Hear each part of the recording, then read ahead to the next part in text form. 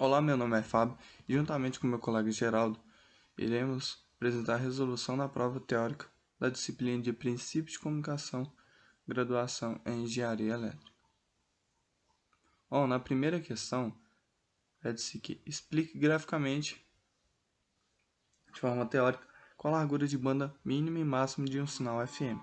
Considere a largura de banda mínima referente ao sinal FM de banda estreita e a largura de banda máxima ao sinal FM de banda larga.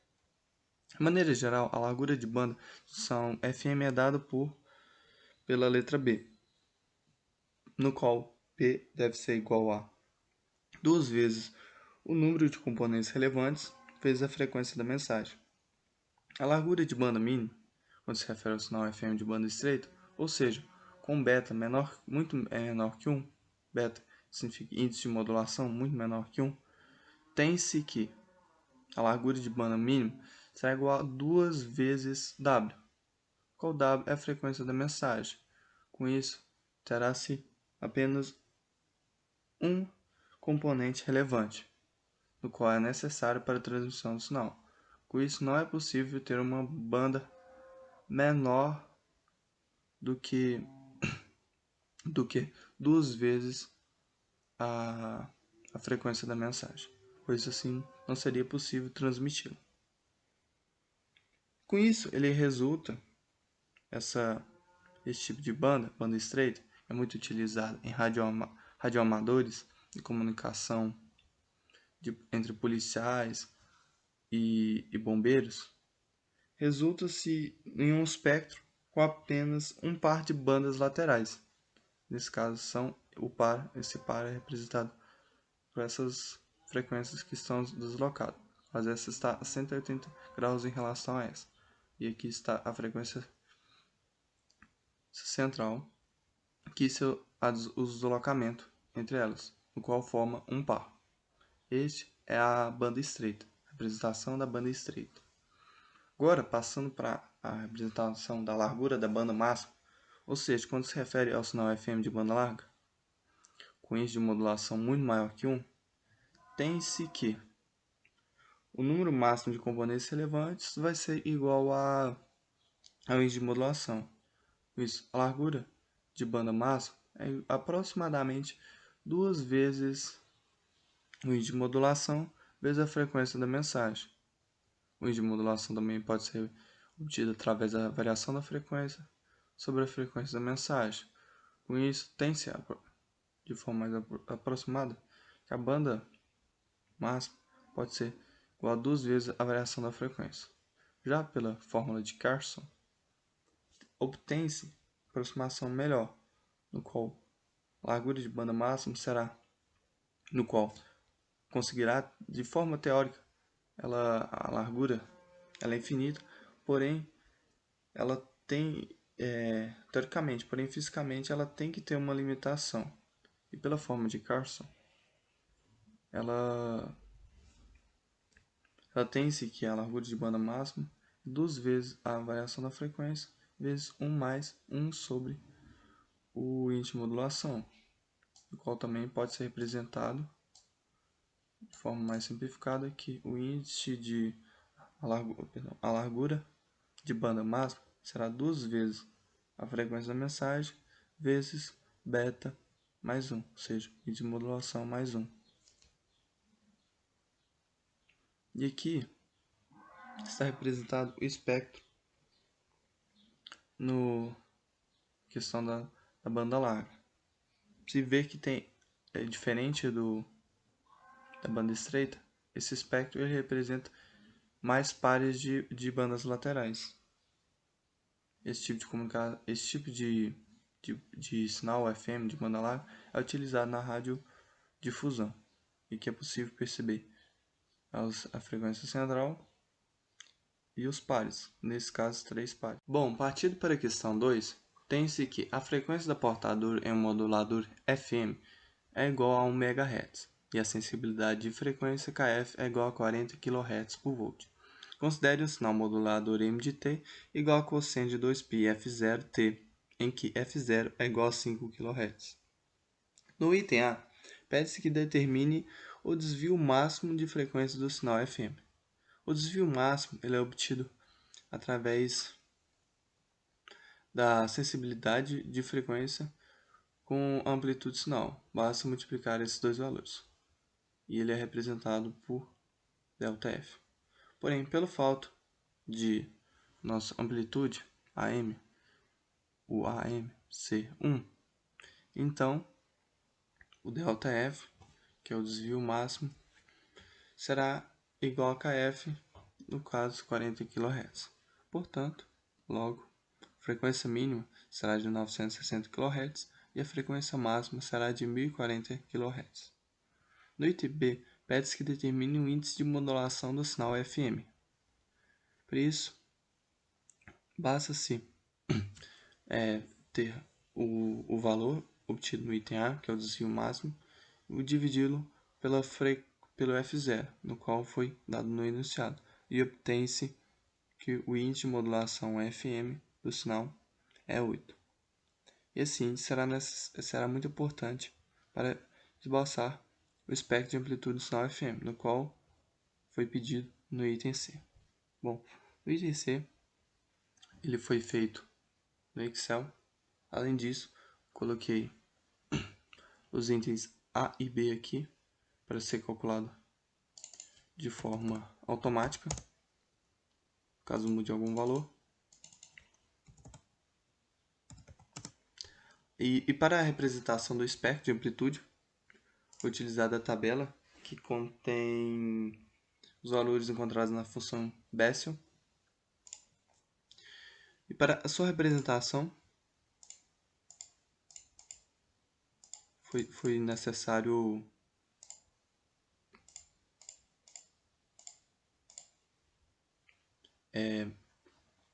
fazer o espelhamento, ou então, nesse caso, os pares das bandas laterais. E com isso, através do valor obtido no item B, foi possível pegar esses valores no qual será feita a representação do espectro de amplitude, no qual essa será a legenda. Certo? Isso ela ficará dessa forma. Caso o valor encontrado no item B, que a índice de modulação fosse diferente, por exemplo, 3, utilizaria-se esses valores. E com isso, ele teria certa quantidade de pares. Nesse caso, 6 pares. E para encontrar a largura de banda, foi necessário ser 2 vezes a quantidade de pares, nesse caso 11, vezes F0. E obteve-se que a largura de banda foi de 110 kHz. E de menos J11 até J11, tem-se a largura de faixa referida, que foi referida aqui, que é a largura de banda. E através deste espectro de amplitude, também é possível notar que tem-se 11 pares de bandas laterais. Bom, esse é a representação do espectro de amplitude da questão 2. Dando continuidade na resolução da prova, agora vamos resolver a questão 3. Um sinal senoidal m de t, que é igual a cosseno de 2π fmt, na frequência de 4 kHz, modulada em amplitude, uma portadora de 600 kHz. Represente graficamente o espectro de amplitude da portadora modulada para cada caso de modulação AM a seguir. Letra A. Modulação AM ou AM-DSB. Então vamos lá, eu vou explicar aqui e depois vou mostrar no MATLAB como que a gente fez.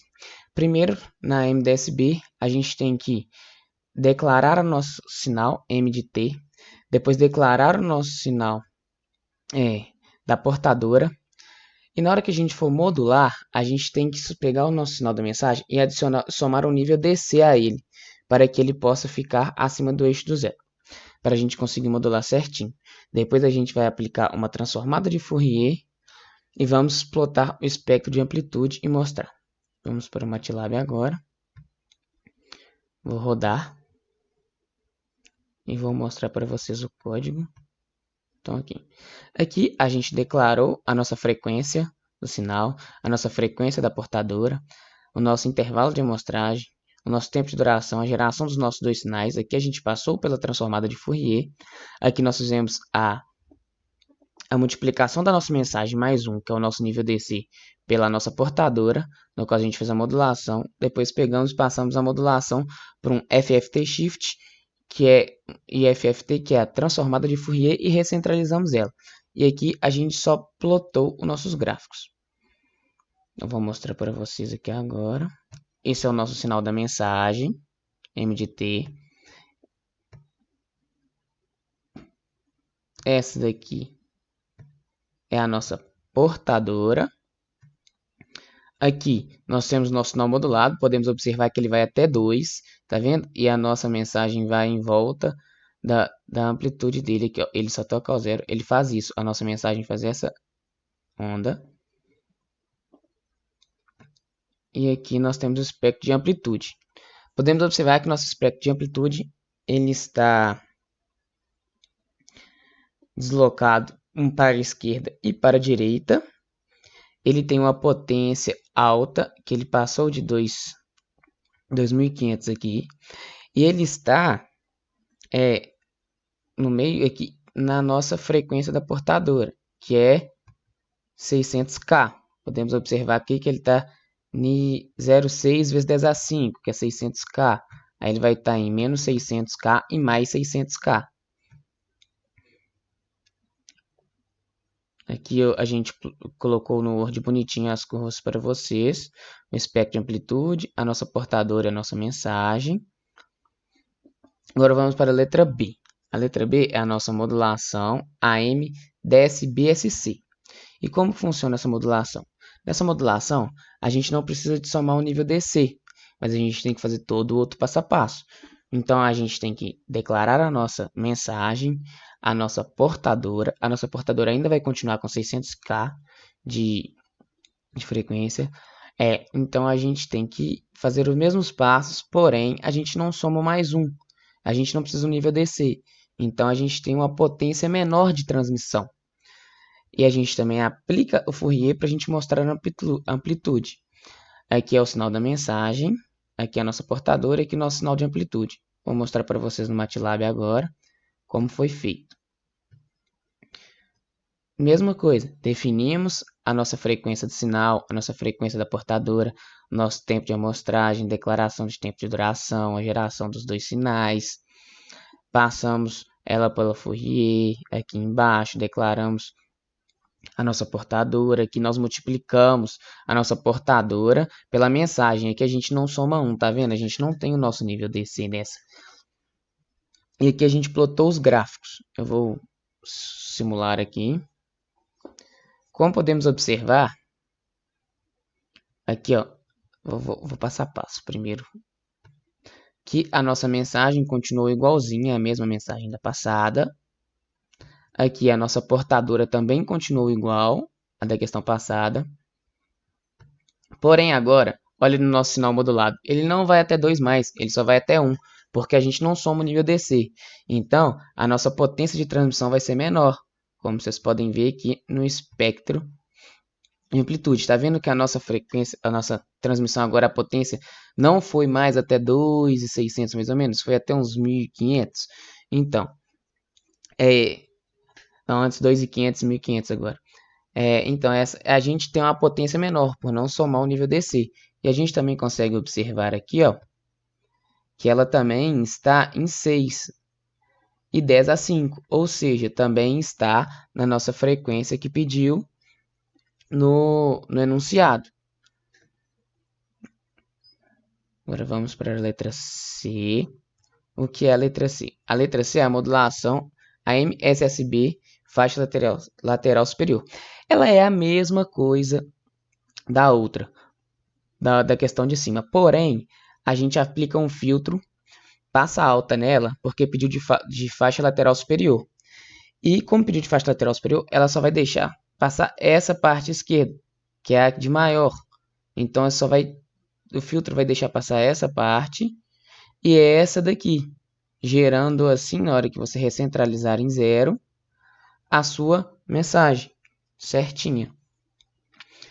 Agora vamos para a questão 4. Questão 4. Em um experimento em um laboratório para calibrar um modulador FM, varia-se a amplitude do sinal modulador M de T, AM cosseno de 2π FMT, e observa-se o espectro de amplitude da portadora modulada em um analisador de espectro. Verifica-se que, para uma frequência FM em 2 kHz, aumentando-se a amplitude AM do sinal modulador, a partir de zero, a componente mostrada pela unidade da frequência da portadora se reduz progressivamente até se anular completamente para o valor de AM 5 mV. Com esta observação e sabendo que J0 de beta é igual a zero, para o índice de modulação igual a 2.4, determina-se a constante de sensibilidade de frequência KF. Como que a gente faz? A gente já tem que o nosso IM é 2,4,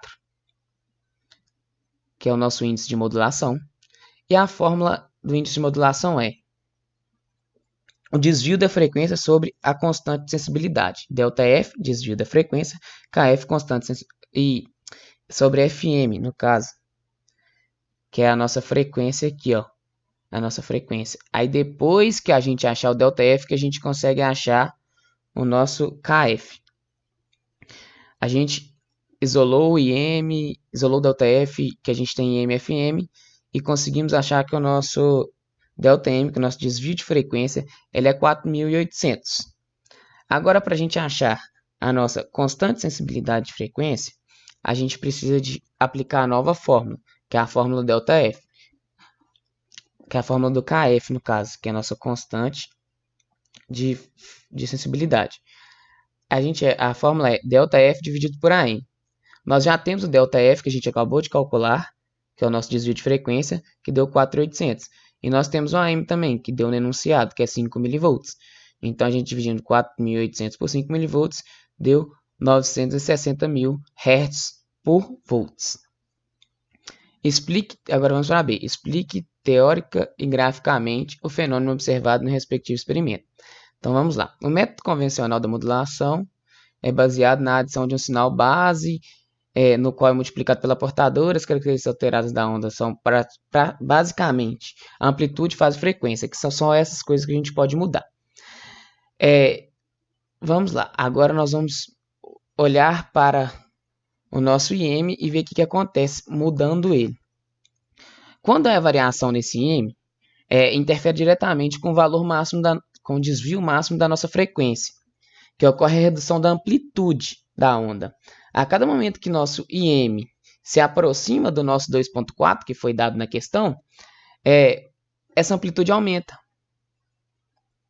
Então, nós podemos observar, essa frequência fica maior. Então, nós podemos observar que aqui, ó, quanto J é 2.4, a nossa onda está aqui em cima, no 1, tá vendo? E quando a gente vai diminuindo o nosso índice de modulação, a nossa onda vai mudando, tá vendo? O índice de modulação aqui bem próximo do zero, aí já deu essa onda, mais próximo ainda do zero. Então, quanto mais você vai diminuindo, menor vai ficando a sua frequência e amplitude dessa onda. Então, quanto mais próximo do nosso índice de modulação, mais próximo vai ser da amplitude máxima da nossa questão.